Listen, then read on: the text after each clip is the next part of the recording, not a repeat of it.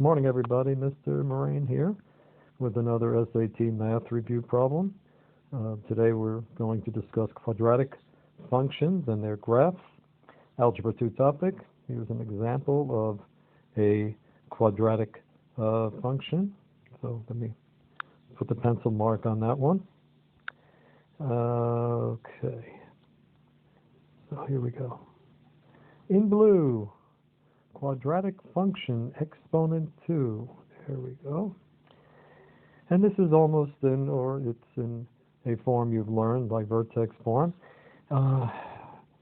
Highlight the important information, positive values for A, B, and C. And we want to know how many x-intercepts there are. So let's move forward. Going on to page 2. Common strategy is plugging in values for A, B, and C, and then drawing a conclusion from that and trusting our intuition and knowledge. So we'll say A, pick a value for A. 52, 1, negative 4. Well, negative 4 is not positive. 52 is fine, but we want to pick simple whole numbers, so we'll just go 1, 2, 3.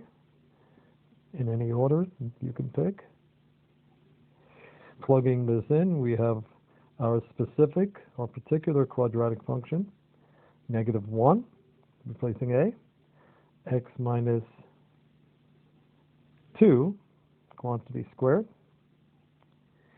minus C, so it's minus 3. Since the coefficient is negative, coefficient of the square term, that means, of course, that our parabola opens down. And there are three possibilities if it opens down. It could have two x-intercepts, like that. It could have one x-intercept, where it's just touching the x-axis, tangent.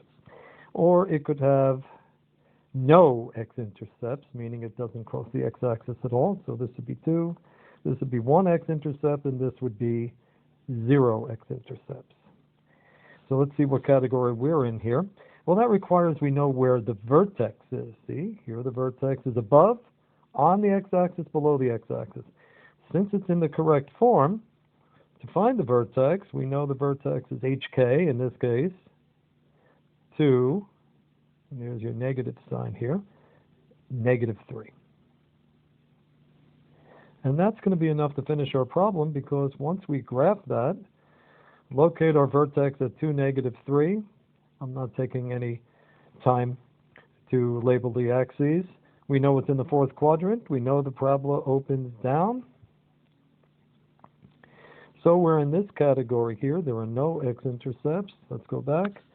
And even though we didn't show it's true for all positive values A, B, and C, we certainly have enough information to make an educated guess.